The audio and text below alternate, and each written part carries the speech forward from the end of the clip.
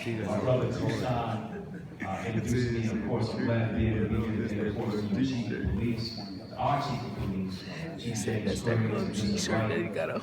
Mr. Wright Rather, to Mr. Brackens, to all those who are here today, to these individuals who are your mentors, who are your teachers, who are the people who are the servant leaders in the community. Why don't we give it up for them right now? Come on. Let's give it up for everybody.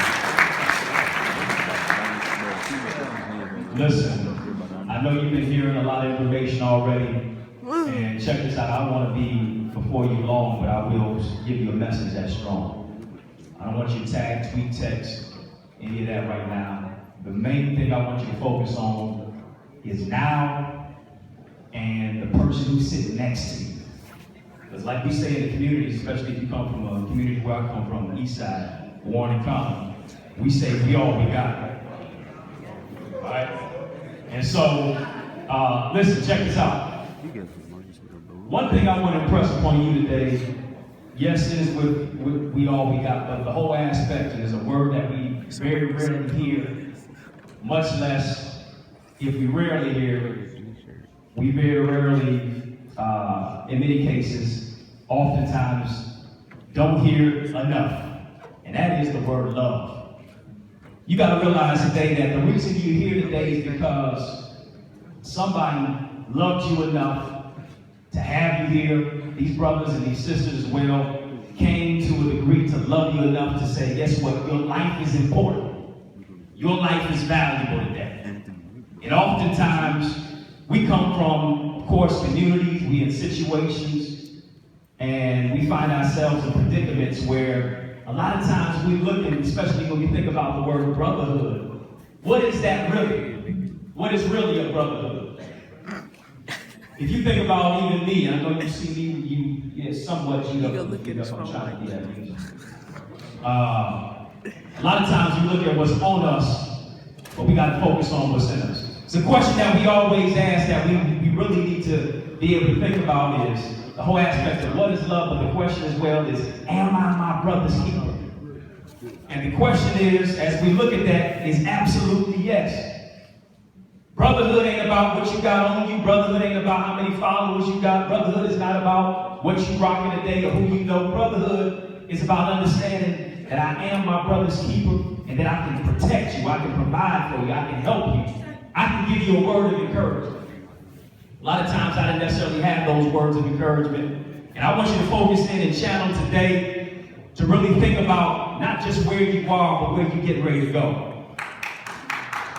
Listen, there's a quote that suggests, if we build strong boys, we won't have to repair broken men. And I believe that you're here today because guess what? As long as you got a pulse, you got a purpose. And you got to realize today that you got an opportunity with your education, you got an opportunity to get mentored, you got an opportunity to interact with powerful brothers who are in the community who is a diversity of us. A lot of times the media stigmatizes us to only see us as we just one dimension. Oh, that's a player, that's a pusher, that's a pimp, that's a brother who out on the street, that's a brother who's doing this, that, and the other. But it's a diversity of us, brothers who are educated, brothers who may have been incarcerated and coming out and now helping to change and transition their life. What they tell us is this. They tell you that you're at risk. You've heard that term. How many times you heard the term that you're at risk? Show of hands. Say you're at risk. If you grew up in a community on the west side or you grew up in a community on the east side, you're at risk of going to jail. You're at risk. If you don't have a father in your home, you're at risk of this, that, and the other. What they don't tell you, though, is if you get an education, you really at risk. Because at risk means danger, and the most dangerous black man is an educated one, y'all. Give it up for that. The most dangerous black man ain't about the one who's shooting up the block. The most dangerous black man is the one who says, guess what, we don't cease the violence. Why? Because if we don't have peace in the neighborhood, we gotta have a strong brotherhood. If we don't have peace in the neighborhood, we gotta have a strong brotherhood. And we gotta understand this. That the whole aspect for you understanding is, what is brotherhood? Brotherhood speaks to the whole aspect that, guess what, I'm a man. And it's a difference between being a male and a man. I thought a man when I was growing up, I grew up without a father in my life, and oftentimes how do you play a role when you weren't given a script? When my father was in my life, at a certain time, he was present physically, but he was absent mentally, socially, spiritually, emotionally. And one thing that we don't talk about as men is how do we deal with the pain that we've been experiencing? We dress it up, but we messed up on the inside. We think it's about how many girls we can text, how many ladies we can have in our phone, how many ones we can take out. We think it's about how we pull up to the scene without silliness. Come on. A lot of times it's us listening to Jeezy, Weezy, Yeezy, Jay-Z, Lil Uzi. We find ourselves picking up movies. But it ain't about what's on you that makes you a man. It's about what's in you. You got to understand today that there's greatness that's on the inside of you. It ain't about where you've been. It's about where you're going, man. Realizing that there's some greatness that's on the inside of you. Why do I say that today? Because you got to understand that you got value, man. There's a king that's on the inside of you. I know y'all saw Black Panther, but I'm going to ask you, what kind of man are you? Black man. What kind of brother are you? Black man. Shout, I'm a king. Shout, say it louder, I'm a king. Black man. Check this out. Understanding the difference between being a male, and being a man. A male is someone who operates in their gender, but a man is someone who operates in their God-given gift through respect and responsibility. How much do I respect my sister? How much do I respect my brother? How much do I respect the police officers? I know we don't necessarily have a great relationship with the police officers, but guess what? These brothers and these sisters here who are police officers today, they didn't come to lock you up. They came to unlock your purpose today. But guess what? The question is, will you allow it to be locked up? Or will you say, guess what? I'm going to unlock. You know, when you play video games, you unlock a code, right? You got to unlock the code that's on the inside of you. What's that code? You got integrity. You got intelligence. You got greatness. You got value. You got peace. You got promise. You got a great future that's on the inside of you. But you got to unlock that today. How do I unlock it? I unlock it in 3 ways. One, today you got to have a mentality. You got to have a purposeful mentality, y'all. You got to have a mentality for urgency. Secondly, you got to be able to manifest your destiny, and then you got to manage presently. I'm going to talk about those 3 things, and I'm out of your way. At the age of 15, y'all, where am I? I got anybody who's 15 years of age in here? 15 years old, yeah. When I was 15, I know y'all wondering how old I am. I'll tell you, I'm older than Michael B. Jordan, younger than Michael Jordan. So we got that out the way. But check this out. A lot of times, when I was 15 years old, I thought a man was about somebody who had a lot of money, who had a lot of women, who had a lot of things on the outside, and I wouldn't even focus on what was on the inside, because a lot of times we define a man as what's below his waist. No, a male is about someone who's focused on what's below his waist. A man is concerned about what's above his neck. So nice, I'm going to say that twice. A male is concerned about what's below his waist. A man is focused on what's above his neck. What do I mean by that? When I'm focused on what's above my neck, I'm talking about my mindset. I'm talking about my mind state. When I'm focused on what's above my neck, I can say, guess what? It don't diminish me to show love to my brother, because love ain't weakness, love is strength.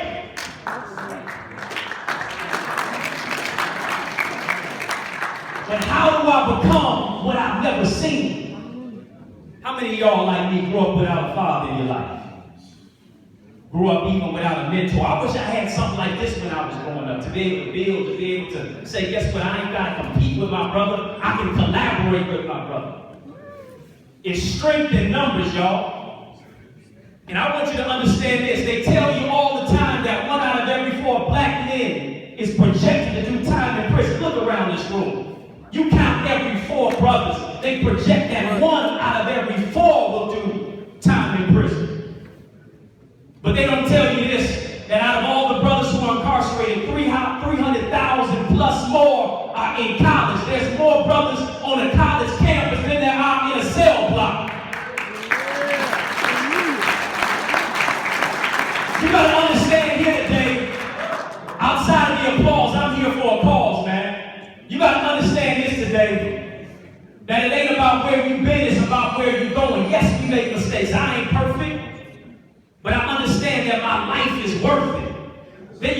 to change the narrative about yourself. If you don't know who you are, people will tell you what you're not. And once they tell you what you're not, if you don't know who you are, you begin to believe it. You begin to live your life according to it. Then you begin to put your brother down who looks like you. You got to understand, baby. You got to understand, brother. Black don't crack. Brown won't let you down. Light will do you right there. We got to have love within ourselves. But I can't love my brother. I can't be a person who brings good in my neighborhood if I don't love myself.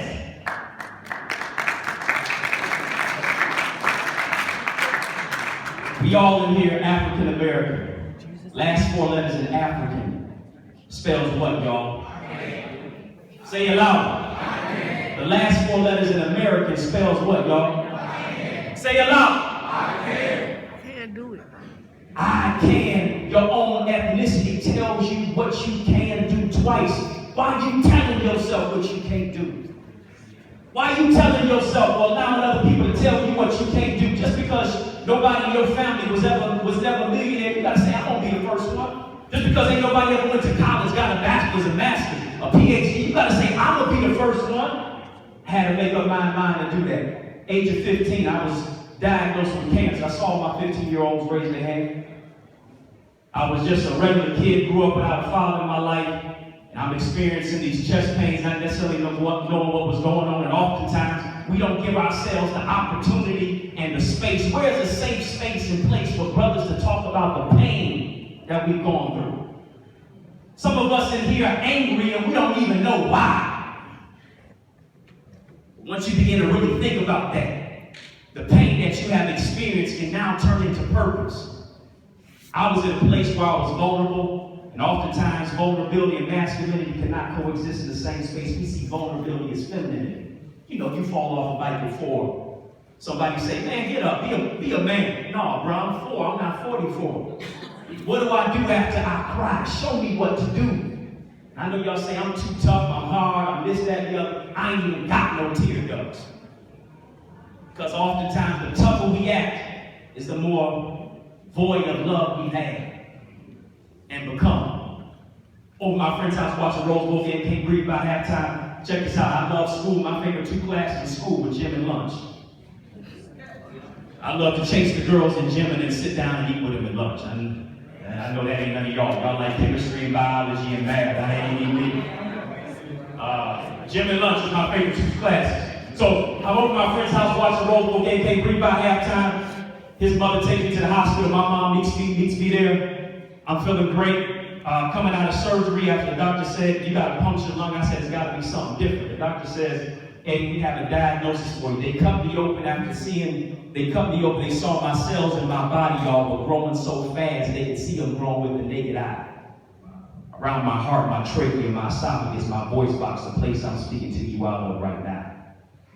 Felt great coming out of surgery. Doctor says, hey, we have a diagnosis for you. You have what we call NHL. I said, Doc, bet. I done hit the Powerball, never played the lottery. I'm getting ready to be the youngest owner of a National Hockey League team. I don't even watch the Red Wings. He said, no, Eddie, you have not 1, not 2, not 3, but 4. He says, you have non-Hodgkin's lymphoma. I'm like, Doc, my first language is Ebonics. I'm still trying to learn English. What do you mean? He says, you have not 1, not 2, not 3, but 4. I felt my pockets of $4. He said, you have stage 4 cancer. I said, how can this be happening to me? I'm 15 years old. I'm young. I'm getting ready to play varsity basketball. I'm running cross country, getting in shape. How is this happening to me right about now? Every second American, 2-3 people are diagnosed with cancer, 1 every 1,000 teenagers. Number 1, I'm already a statistic in America's eyes. Now it looks like I'm going to be a statistic because I'm going to die.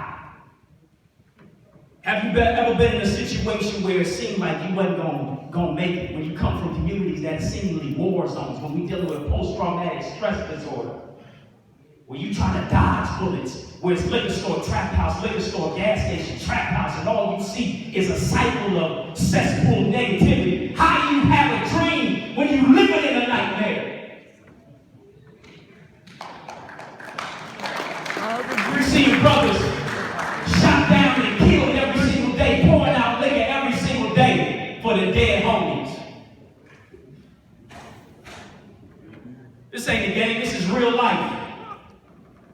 Chemotherapy, radiation, If y'all see these waves today, lost all my hair, but not just my hair, my self-confidence, my self-esteem, lost my will to live. My own father never visited me one day in the hospital. Some things you never get over, you just got to manage. But if it wasn't for a strong woman in my life, I know Mother's Day is coming up. You ought to be grateful for your mama. You ought to be grateful for your grandmama. You ought to be grateful for your auntie. You ought to be grateful for the uncle, for the mentor, for even the father that you may have in your life. The teacher. You ought to be grateful for those people. The police officer who tapped you on the back and said, keep going, son. I'm out of here, y'all. Yeah, nigga. Fighting. My fight wasn't against my brother, man. My fight was with me. The first 3 letters in cancer spells what, y'all? The first 3 letters spells what, y'all? You can overcome. You can survive. That was the mentality that I had to have, fighting every single day. My guidance counselor looks at me at the age of 17. She says, Eddie, you're not going to college. Matter of fact, don't even think about community college. She saw my GPA, and really your GPA is your GPS. She saw where I was, but she didn't see where I was going. She knew my favorite 2 classes in school were what, y'all? Gym and lunch. She saw me for where I was, but the same lady who told me I'd never go to college had to show up to my graduation from college. Yeah, nigga. The same guy, that's me, who was told I'd never go to college, man, now I'm a professor at Marygrove College. To get a PhD, but for her it stood for a player-hater degree. You see, people will doubt you, but you can't let that stop you. So before I head to my seat today, 3 things, y'all. 1, I want you to manifest your destiny. I want you to think with urgency, and I want you to manage. Mentality, y'all. That's the one thing. It's all about your mind. The first 3 letters in mentality spells what? Men, right? Shout men. You got to take your mentality higher, man. It ain't about what's on you, it's about what's in you. How are you thinking? What you thinking dictates where you're going. How you see yourself is a direct reflection of where you're going to go in your life. You got to understand that going to school, it ain't about her looks, it's about your books. It's about you applying yourself and getting education, because education is a passport to freedom, as Malcolm X said. Use school, don't let it use you. Get an education. Take your life to the next level. Your mentality. Secondly, you got to manifest your destiny. What's the first 3 letters in manifest, y'all? Mentality. Manifest. You got to manifest your destiny. How do I manifest my destiny? I manifest it by understanding that I got a purpose.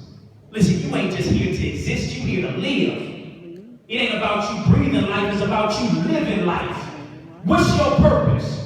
What is it that wakes you up in the morning when you don't even need an alarm clock? What is it that you're so good at? I know you want to play in the NFL or the NBA, but guess what? Even if you don't go to the NBA, you can still own the team by earning an MBA. That's a Master's in Business Administration, y'all.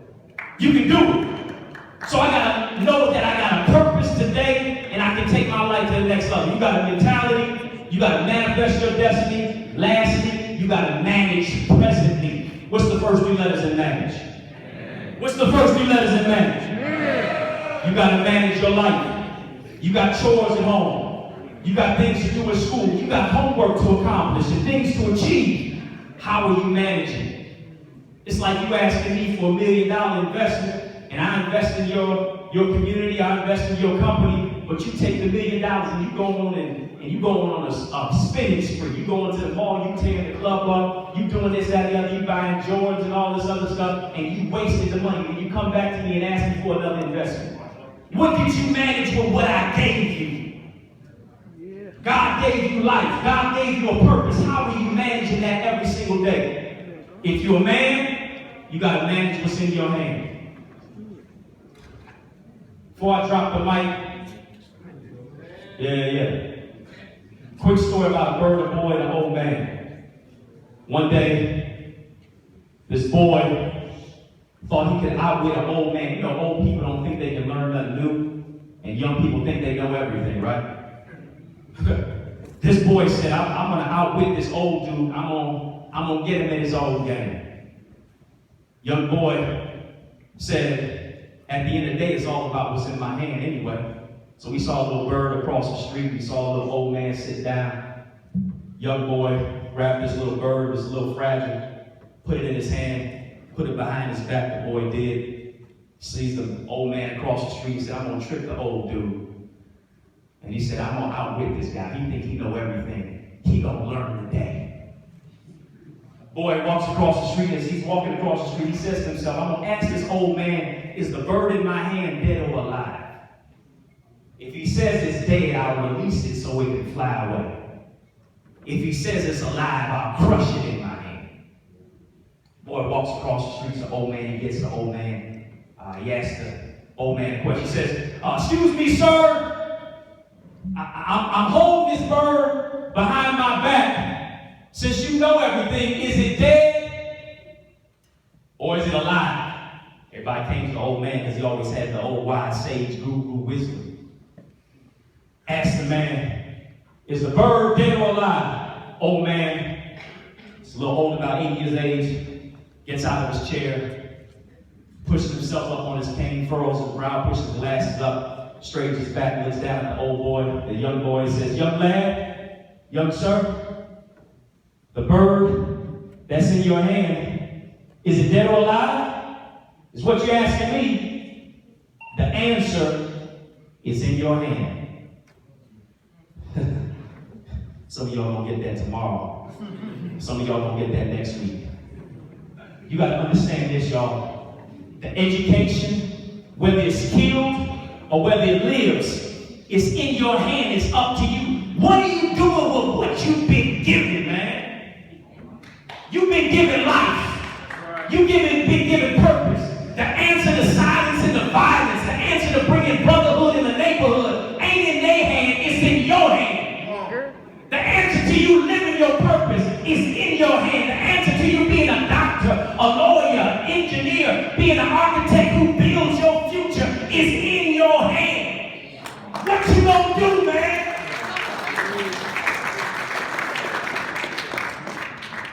Look at that brother. Shake his hand right now. Say, I am my brother's keeper.